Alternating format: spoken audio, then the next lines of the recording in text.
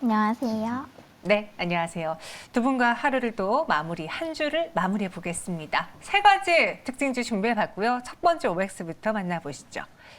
오늘 풍력에너지주가 굉장히 뜨겁습니다. 사실 이번 주 내에 우크라이나 그리고 러시아 그 전쟁에 대해서 수혜주냐 피해주냐에 따라 희비가 좀 많이 엇갈렸는데 신재생 그 안에서 풍력이 수혜주로 꼽히고 있거든요. 두 분께 이 여세를 몰아서 같이 훈풍에 타도 되는지 OX로 여쭤보겠습니다. 의견 주시죠. 네, 두 분 모두 다 O를 주셨는데 사실 신재생 에너지가요. 우리가 그쪽으로 가야 되는 방향인 건 아는데 특히나 뭐 태양광이라든가 그 설치비에 대비해서 수익을 얻어내기가 되게 힘든 구조다. 이런 이야기가 많았어요. 근데 풍력은 지금 어떤 상황인지 왜 과감하게 O를 주셨는지요? 제가 뭐 단순한 테마주를 여태껏 오를 드린 적은 한 번도 없습니다. 네. 근데 지금 정현 아나운서가 얘기한 게 핵심이 있다는 거죠. 뭐예요? 그동안에 우리가 풍력이라는 게 주가 탄력성을 받지 못했었던 게 비용 대비 수익이 잘 나지 않았다라는 거죠. 여러분들 지금 뭐 오늘 이쪽 신재생 에너지가 올라가니까 결국 지금 지정학적 리스크가 커지고 이게 에너지 대란으로 나오면 새로운 에너지원을 발굴하기 때문에 올라간다.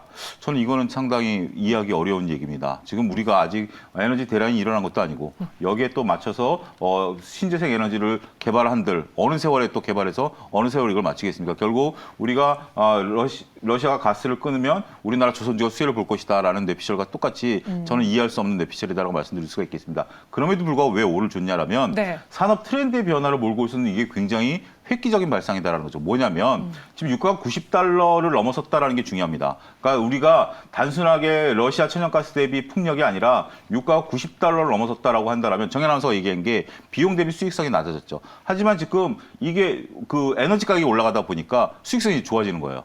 그러니까 그리디 패러티라고 그래서 그동안에 석유 메이저들이 70달러를 넘어서는 것을 두려워했어요. 70달러 넘어서면 많은 신재생 에너지들이 개발 가능한 원가가 생깁니다. 따라서 지금 현재 상황이 러시아발 지정학적 리스크가 아니라 지정학적 리스크로 인한 유가 상승, 그 유가 상승으로 인한 신재생 에너지들이 다 수익이 날 수 있는 구조, 거기에 따른 산업 트리거의 변화, 이렇게 크게 읽으셔야지 단순하게 지금 이게 러시아가 막으면 신재생 에너지가 개발할 것이야라는 뇌피셜은 굉장히 위험하다라고 말씀드릴 수가 있겠고 앞으로 이쪽 신재생 에너지 쪽에 대해서는 유가가 유지되는 한 주가 탄력성은 상당히 있을 가능성이 높다 이렇게 말씀드릴 수가 있겠습니다.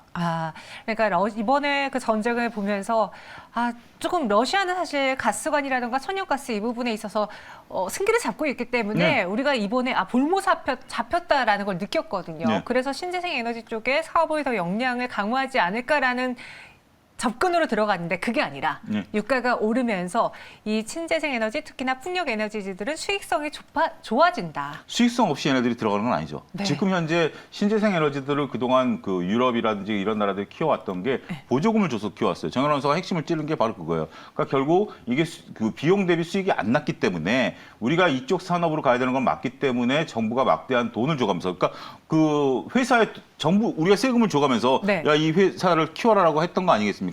이런 것들은 결국 지금 당장 회사가 수익이 안 난다 하더라도 이 수익을 보전해 주기 위해서 지금 테슬라 같은 경우도 한동안 수익을 냈었던 부분들이 정부 보조금 아니겠습니까? 전기차 산업을 키워야 되기 때문에 나라에서 세금을 쓴 겁니다. 근데 이게 무한정 쏟아부을 수 없으니까 지금 유럽이라든지 중국에서는 보조금을 축소하는 차원으로 지금 들어갔거든요. 그러다 보니까 이제 우리가 신재생 에너지에 대한 어떤 설비 투자라든지 이런 것들이 주춤했기 때문에 최근에 주가가 빠졌는데 이제는 90달러면 그러니까 예를 들어서 똑같이 뭐 한 80달러에 원가가 들어가더라도 90달러에 팔 수 있다라면 10달러 이익이 나는 거 아닙니까? 기존에는 70달러 석유가 70달러면 내가 원가가 80달러면 이건 개발하면 손해죠. 개발 안 했는데 이제 90달러면 개발하면 조금 이익이 납니다. 그러면 이러한 이익을 보고 대거 많은 기업들이 투자가 들어올 것이고요. 이렇게 된다면 이게 상당히 무서운 게 지금 석유 메이저 업체들이 70달러에 묶어놨었던 상황들은 자신들의 유가가 올라가면 더 좋죠. 근데 왜 70달러에 머무르냐면 자신들의 이익을 한없이 추구하다 보면 신재생 에너지가 많이 생긴다라는 겁니다. 근데 지금은 어찌됐든 지정학적 리스크든 수요이든 유가를 90달러 이상 올려놓은 이상 이것은 쉽게 내려오지 않는다라고 보면 뭐 지금 현재 캐나다에 묻혀 있는 어마어마한 셰일 오일 지금 현재 생산 단가가 55달러까지 내려간 것을 알려주고 있는데 이런 거 다 개발 부분이 일어나죠. 그러니까 이게 단순하게 이게 이렇게 되니까 이거 개발하라가 아니라 이렇게 된 상황이니까 분명히 이걸 개발하고자 하는 욕구를 갖고 있는 많은 사람들이 생겨날 거라는 거죠. 이런 것들이 서로 개발되면서 산업의 트리거가 변할 수 있다. 이런 관점을 좀 읽으셔야 되지 않을까 말씀드릴 수가 있겠습니다. 역시 또 핵심을 꼽아서 이야기해 주셨습니다. 송하늘 팀장님도 오 의견 주셨는데 네. 그러면은 그 신재생 에너지 안에서 오늘 또 유독 강한 풍력 쪽을 좋게 보시는 건지 아니면 다른 신재생 에너지의 경우에도 우리가 이 수익성이 개선될 것이다라는 그 관점으로 접근을 해보는 게 좋을 건지 팀장님 의견도 궁금하네요.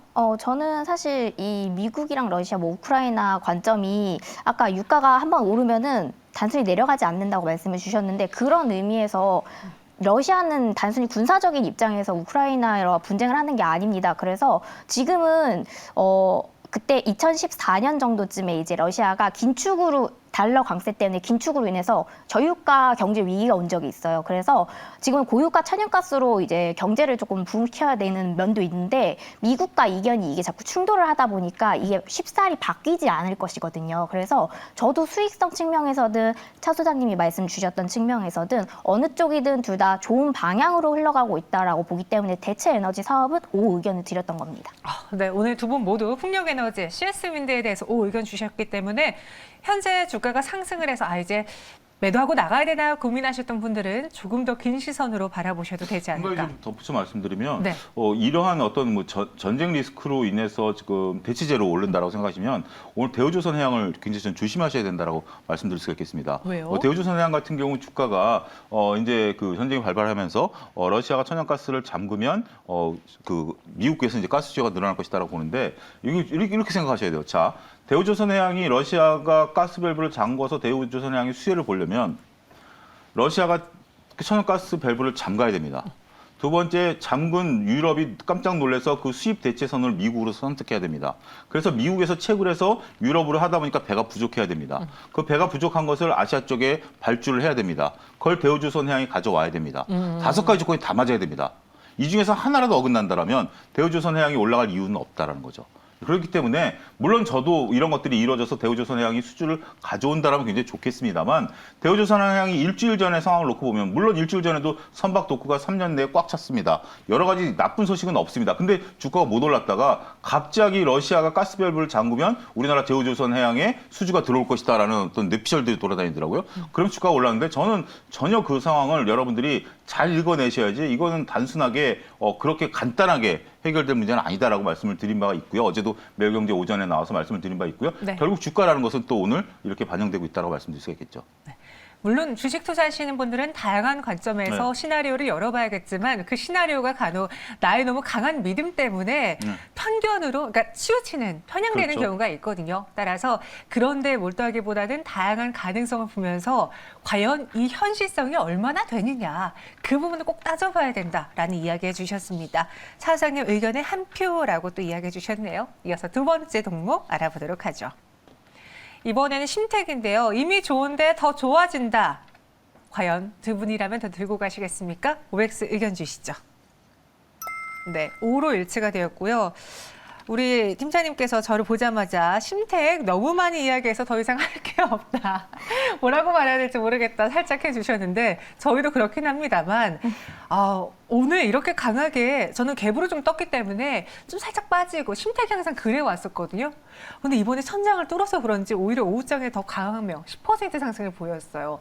소장님, 팀장님 어떻게 보셨습니까? 지금 큰 기로에 서 있는 거를 보셔야 될 것 같은데 왜 자꾸 가던 애들이 잘 가냐 하면은 4차 산업 위주의 성장을 하고 있고 그런 것들이 지금 여러 가지 글로벌 악재 때문에 막혀 있는 상황인 겁니다. 그래서 비메모리는 공급망이 해소되기 전까지는 당연히 수익성이 계속될 수밖에 없다. 또 어찌 보면 국가적으로도 공급이 원활할 수 있게끔 자꾸 투자를 해주고 관련 지원을 받을 수가 있습니다. 심택뿐만 아니라 대덕전자, 뭐 이스페타시스 등 뭐 PCB 기판들은 다 2배 정도 주가가 지금 바닥에서 올라와 있는데요. 오르는 동향에 대해서 조금 설명을 드려보고 싶어요. 특히 이제 이런 종목들이 한번 올랐다가 쉬고 또 이제 올랐다 쉬고 이런 비슷한 차트들이 형성이 되어 있는데 투자 이번에 오른 이유를 또 따져보니까 실적이 너무 좋아져서 또 올랐다라는 이유밖에 없더라고요. 뭐 기조대 내용들은 다 똑같았던 내용들일 수밖에 없으니까. 그래서 그러면 올라갔기 때문에 다음에도 또 오를 거야라는 생각으로 오늘 같은 날 매수를 하는 분들이 또 계세요. 네. 근데 이제 또 이런 것들을 자꾸 억제하셔야 됩니다. 그래서 그러니까 러시아발 공급 우려 얘기는 계속 나올 수가 있는 거예요. 아까 말씀드렸다시피 한두 번 얘기가 오고 끝나는 게 아니라 국제 정세에 관련돼 있는 거기 때문에 이거는 앞으로도 얘기가 계속 나올 수 있다 보니까 너무 주가가 이렇게 널뛰게 할 경우에는 조금 매수를 자제하시고 또 이제 보유 중인 분들은 리스크 가격만 밑에서 잡고 그런 식으로 끌고 가셔야 된다라고 말씀을 드리고 얘는 조금 더 좋아질 수 있는 면이 있다라고 제가 말씀을 꼭 드리겠습니다. 네, 이미 좋은데 더 좋아진다. 지금 근데 기로에 놓여 있기 때문에 신규 매수냐 그 부분에 대해서는 투자자분들의 성향에 따라 잘 참고해 보셔야 될 것 같고요. 저희 채팅방에 심택 나오면 꼭 같이 따라오는 그 손잡고 가는 짝꿍들 있잖아요. 대덕전자 이야기 나왔는데 오늘 기판 1등은 대덕인데라고 글 올려주신 분도 계시거든요. 차인 소장님, 대덕전자도 좋게 보셔요? 예, 대덕전자 같은 경우 이따 뒷코너에 네. 외국인들 매수 그때 말씀을 드리려고 했는데 외국인들이 사고 있어요. 오늘 외국인들이 굉장히 많이 사고 있는 대덕전자인데 뭐 심택 같은 경우 이제 우리가 항상 말씀드렸던 DDR5 관련해서 DDR3에서 4로 갈 때도 상당히 주가 탄력이 좋았고요. 이제 5로 가면서 이제 심택에 대한 얘기들을 계속 해왔었던 것들이고요. 지금 현재 PCB 관련해서 다 좋습니다. 이런 것들이 현재 지금 뭐 우리가 전쟁 뭐 얘기 있고 금리 인상 얘기 있습니다만 기반 산업이 흔들리지 않는다라는 거죠. 그리고 기반 산업들이 전반적으로 현재 지금 수익성들이 다 좋아지고 매출과 영업이익이 다 좋기 때문에 이런 쪽들이 현재 지금 시장을 뚫고 갈 수 있다라는 거죠. 거듭 말씀드려왔었던 것들이 반도체, 기판, 소재 이런 쪽들에 대해서 제가 몇 차례 말씀드려왔는데 역시 이런 것들이 꾸준하게 올라간다는 거죠. 우리가 지금 시장에서 여러분들이 플랫폼이냐, 컨텐츠냐, 언택트냐 막 이런 것들에 대한 논쟁들도 중요합니다만 역시 시장에 있어서 가장 중요한 것은 실적을 바탕으로 해서 이렇게 뚫고 올라가는 주식들 이런 것들을 유심히 봐야 되지 않을까. 항상 이런 종목들은 포트폴리오에 있어야 되지 않겠는가 말씀드릴 수가 있겠습니다. 실적을 바탕으로 뚫고 올라가는 기업들 맞습니다. 이런 걸로만 내 계좌가 채워져 있다면은 하락장도 버틸만 한데 근데 정현 아나운서는 없죠. 그게 문제죠. 맞아요. 와, 아는데 왜 안 살까? 왜 이상하게 자꾸 손에 들어올까? 저도 좀 의아하고요. 세 번째 종목으로 넘어가 보겠습니다. 일진파워예요. 차윤 수장도 여기서 또 버럭하실지 모르겠지만 천연가스에 대체로 원전이 부각될 수 있을까요? 오늘 원전주도 괜찮거든요. 두 분께 의견 OX를 여쭤보죠. OX 나뉘어졌습니다. 저희 캔디님께서 원래 그동안은 차조심이셨는데 차질러로 개명하신 거 아니냐고 요즘 따라 굉장히 의견이 강하게 피력해 주신다고요. 예, 제가 매일경제에 나와서 그 아침 유튜브 방송에서 네. 이제 하는데 저는 주가를 그러니까 이제 요 일진파워텍이 아니라 저는 주가 바닥을 잡았다라고 확신하고 있습니다. 그러니까 저는 1년 중에 10달을 쉬고요. 네. 2달을 투자하는데 이제는 베팅의 순간이 왔다. 그렇기 때문에 제가 요즘 최근에 매격에 나와서 네. 목소리를 좀 높이고 있고요. 그런 것들에 대해서는 여러분들이 글쎄요, 뭐 이렇게 뭐 민감하게 파악해 주셨다면 정말 감사드리겠고요. 그렇죠. 저는 항상 조심한다면 제가 언제 주식처럼 돈 벌겠습니까? 그렇죠. 근데 주식 투자하는 건 위험하기 때문에 저는 항상 조심해야 되고 기회가 왔을 때는 과감하게 또 승부를 내야 된다. 그렇게 말씀드릴 수가 있겠습니다. 근데 일진파워한테는 지금 기회가 안 왔네요. 차윤 소장님 봤을 때는. 그렇습니다. 지금 뭐 저게 나쁜 건 아닙니다. 우리가 원전 관련해서 또 대선이 끝나고 나면 네. 원전 관련해서 그리고 더군다나 이제 건설주들 이런 것들 정책 수혜주로서 올라갈 가능성은 충분히 열려 있다고 봅니다. 하지만 지금 앞서 언급드렸다시피 단순하게 천연가스 대체주로서 원전을 바라본다라면 이건 정면 방향을 잘못 잡았다라는 거죠. 왜냐하면 이게 지금 여러분들이 그 원전 관련주들을 정책 수혜주로 본다라면 저는 긍정적입니다만 지금 뭐 천연가스 대체라는 저거를 작가님이 보내주셨을 때는 저는 저건 좀 조심스럽다. 물론 천연가스 문제가 이제 안보 문제가 될 것으로 보이지거든요. 지금 이제 트럼프 대통령이 바꿔놓은 거라고 모 대학 교수님이 말씀하셨는데 결국 우리가 이제 그 무역법이라는 게 사문화됐었는데 무역법을 들고 나와서 결국 우리 안보를 해치는 무역의 안보를 해치는 것에 대해서는 제재를 하겠다. 라면서 중국과 싸운 거 아니겠습니까? 따라서 이제는 많은 국가들이 통상 압박으로 인해서 전쟁도 일으킬 수 있고 통상 압박으로 인해서 제재를 할 수 있는 이런 시대를 열어놨다는 게 상당히 무서운데 어찌 됐든 지금 저런 부분들이 천연가스가 무기화될 가능성은 있습니다만 그걸 도식적으로 바라보기에는 제가 볼 때는 조금 조심스럽다 말씀드릴 수가 있겠습니다. 네. 반대로 송원회 팀장님은 조금 더 보자 오 주셨습니다. 이유는요? 지금은 세계 정세를 따라가는 그런 수준으로 이제 주식이 결정이 되어지고 있는데요. 미국이 오르면 우리나라가 또 오르고 미국이 떨어지면 또 떨어지고 이런 식으로 어제도 사실 미국이 굉장히 폭락을 했다가 다시 올라와 주는 바람에 이제 우리나라 지금 장세가 나쁘지 않다라고 해석하는 부분들이 시장에서 반영이 분명히 되고 있습니다. 그렇기 때문에 이미 프랑스, EU 이런 외국 국가들은 원전에 베팅 중입니다. 그래서 EU에서도 텍소노미 당연히 이제 친환경 투자 활동으로 결정을 했고요. 그리고 단순히 천연가스 때문이라기보다는 지금은 탄소 중립 사회입니다. 그거를 원전 사용을 불가피하게 이제 차선으로 가고 있습니다. 최선이 안 되면은 차선이라도 지금 당장 선택을 해야 되는 거죠. 근데 지금 원전 말씀하신 것처럼 바로바로 되는 대체 그렇게 되지 않습니다. 그렇기 때문에 지금은 해외 쪽 원전에 조금 더 기인해가지고 이쪽의 정비, 유지, 보수할 수 있는 위력이 조금 필요할 텐데 일진파워는 충분히 이런 기술력을 좀 갖고 있는 종목이기 때문에 기업으로서 해외 매출처에서도 확보할 수 있는 수익성을 갖고 있습니다. 그렇기 때문에 오 의견을 좀 드렸습니다. 네, 일진파워 오 의견 주셨습니다. 두 분의 의견 나뉘어졌지만 잘 참고해 보시고요. 이번엔 두 분이 직접 고른 오늘의 마감 공략주 확인해 보겠습니다. 다음 주를 위해서 오늘 매수하는 건데 무엇을 사볼까요? 키워드부터 알아볼게요. 매출이 중요하다. 그리고 심폐소생술인데 약간 거의 죽어가는 거 살릴 때 이제 심폐소생이라고 하잖아요. 이제 그런 위치에 있는 기업인가요? 네. 다시 한번 살아나서 제대로 한번 갔으면 하는 기업입니다. 알겠습니다. 그리고 여기는 매출이 중요하다면 지금 아주 잘 살아있는 것 같고요.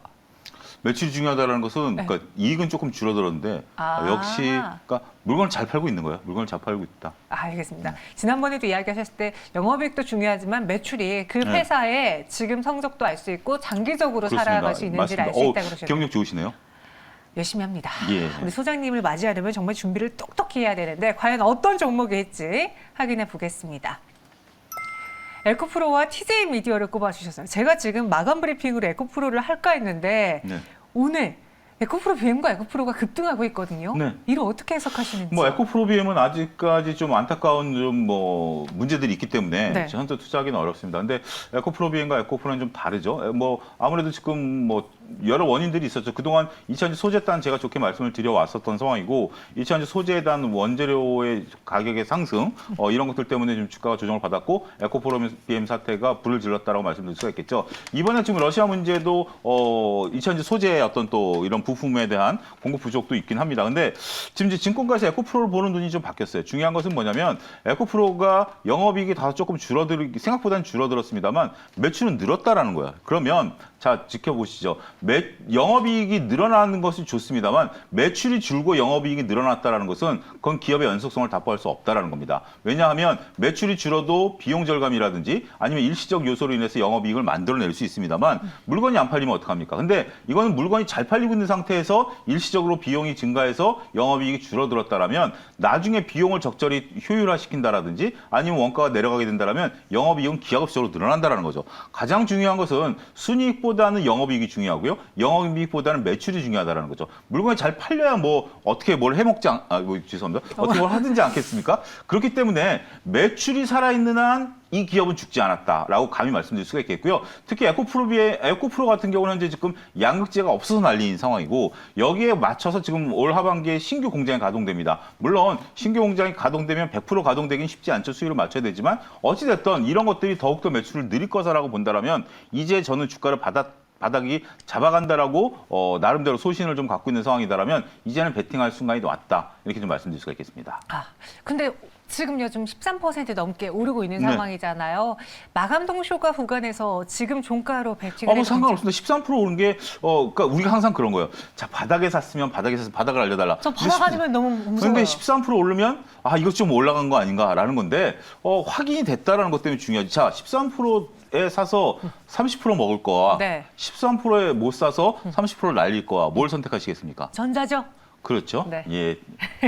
그러면 지금 사서 어디까지 볼 수 있을까요? 일단 목표가는 10만 원 제시해드리겠고요. 네. 손절가는 7만 원인데 이것은 뭐 목표 분할 매수 관점에서 그러니까 이제 꼭 오늘 올랐다라기보다 내일 더 올라갈 수도 있습니다. 그래도 오늘 좀 사고 내일 좀 사고 하면서 조금씩 모아가는 전략으로 보시면 그리고 제가 말씀드리는 건 당장 지금 올라서 10만 원 간다는 게 아니라 6개월을 보십시오. 6개월 지금은 저는 베팅이 여러분들 제 베팅을 잘 이해하셔야 되는 게 오늘 사서 내일 먹겠다라는 게 아니라 오늘 지금 들어가면 저는 6개월 동안 들고 있을 겁니다. 그런 주식들이 널려 있다 말씀드릴 수 있겠습니다. 목표 주가 10만 원, 손절가는 7만 원 제시해 드렸습니다. 에코프로였고요. 우리 송하늘 팀장님은 심폐소생이라고 TJ 미디어를 갖고 오셨습니다. 이게 이제 리오프닝으로 전환되면서 심폐소생이 된다라는 건가요? 아니요. 리오프닝 주 자체가 네.